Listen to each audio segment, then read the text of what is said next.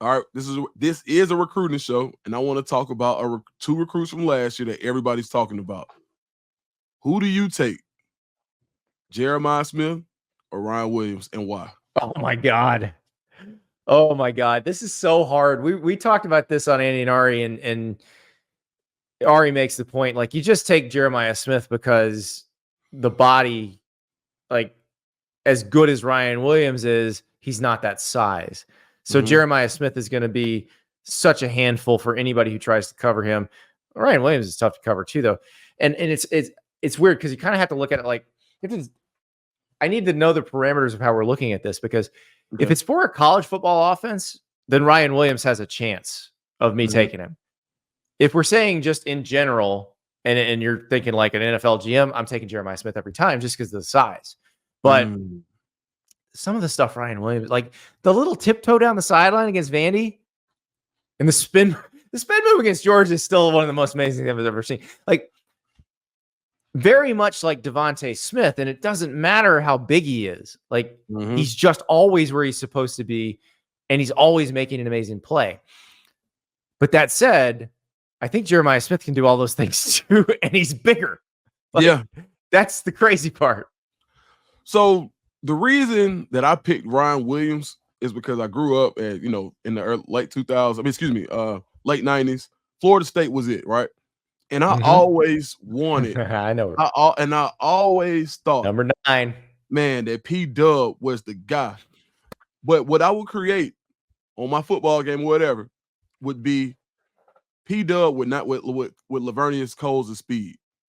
That's what I always wanted. I really think that, and everybody has their comparisons. Ryan Williams is what happens when you merge Lavernius Coles and P Dub. I think his blend of athleticism is so special because once he does the ballerina, the tight wire act, then he takes off. Like, it's not like he's doing it, he's going out of bounds. He's making that type of play, and you still can't catch him. The Georgia game, he sends Humphrey in to run a pick. Hit this move, sends Humphrey into KJ Bolden, who's a verified 4-3 guy. And he can't make up ground. Anybody else in the country, KJ is going to get him. There's nobody else, I don't think, there. Like, the way that he runs away from people after he's able to do this magician neck, I think is what sets him apart. Now, can you do it in the NFL? Me personally, I think that he will be successful because he'll be good in the NFL, just like Devontae Smith is good in the NFL. Yeah, man. It's like, have you noticed how the NFL has kind of gone to early 2000s once again? Charles Rogers, Lord bless him. Mike Williams, USC. Yeah. The big 6'4", Reggie Williams, Washington State. The 6'4" revolution. Okay. Yep.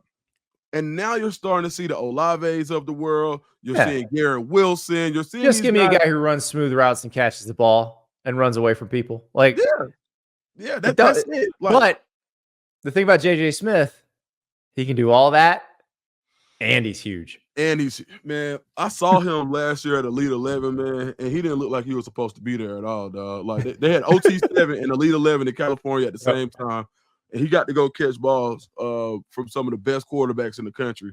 And catching it from Raiola, catching it from Julian Sand, catching it from Aaron Nolan, he still looked like he was coming as a camp counselor to help them out.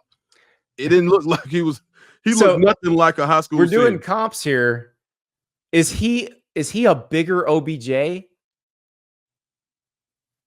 Like, in terms of the ability to just he can catch the ball no matter where it is and no matter how his body's positioned. How about a compacted Megatron? Okay. I can live with that. Yeah. If you take Megatron and you shrink him about 2 inches, and then that inches goes here instead of here, that's kind of how JJ Smith looks. Like, he's built, he has a running back build that's elongated. And I mean, he's not slow by any means. I mean, no, you're not seeing anybody catch him from behind. And they're saying the stuff that he's done in practice all year trumps what he's done in the game by 50. Like, there was like the stuff that you guys are seeing, we're seeing him do this all the time. So, man, well, we may have to see him do it in the games coming up. Like when they play Oregon, when they play Penn State, you're probably Mhm. gonna have to do some of that stuff in the games. That's what makes a guy like Dijon Lee, aka Mustard. That's what makes him so like that's why he's so highly sought after, because he's a legit 6'3.5", 6'4". So Bama wants him because you got to defend him. Oregon wants him because we're playing him now. You got to defend him. Ohio State, we want him on our team because, hey, we don't want anybody else to be able to defend him. And I just think it's really going to start guys to looking at, do we have to go back to the Richard Sherman type guys? Are we going to stop sending guys to safety, and are we going to put and try to train them at corner earlier? Because but I also say this, it ain't nothing you can really do with JJ Smith. I don't care who it is. Like, it don't matter. Like, I had a coach tell me a few years, this was, I think 15 years ago now, but they said, why do you insist on leaving these 6'2" guys at receiver if they aren't a super game breaking receiver, but they have loose hips and they're fast? Just move them to corner now. Right. Like, they'll thank you later. Yeah. Because that may be your only chance against some of these guys. No, you're right. And I think in this generation, people they love the ball in their hands, right? Everybody wants, you're already playing a game where marketing is hard, because if you don't have the ball in your hands, you're playing defense, you got a helmet on, nobody knows you. So a lot of these guys have big personalities, and they said, okay, we want to catch the ball. But now when you start to see some of the things that, who do you think would right now, the Ryan Williams stopper, the JJ Smith stopper would go crazy on any type of social media marketing wise? So if a guy really just takes his mentality and goes to the next level, like, what would you pay to see right now, today, Will Johnson and Jeremiah Smith? Like, I can't wait. It's going to be amazing. And we're going to get to see it. It's going to be awesome.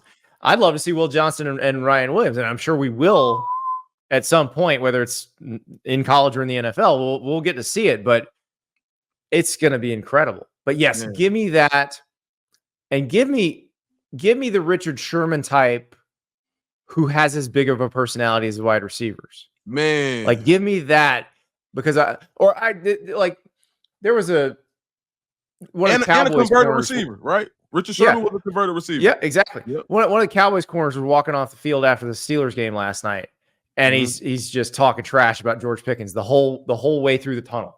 Yeah. That's what I want in my corner. Like, I want unrealistic confidence, and I want trash talk.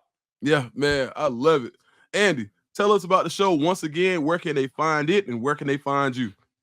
All right, you can watch Andy and Ari Monday through Thursday, 9:30 a.m. Eastern time on the On3 Sports YouTube channel. We're also on after the games on Saturday nights, 11:30 p.m. Eastern time. And then obviously, if news hits, we're coming in with blazing hot takes. Podcast, anywhere you get your podcasts, it's all there for you. And just keep subscribing, keep liking, keep leaving reviews, and we're gonna give you plenty to talk about. Man, thanks a lot, Ed.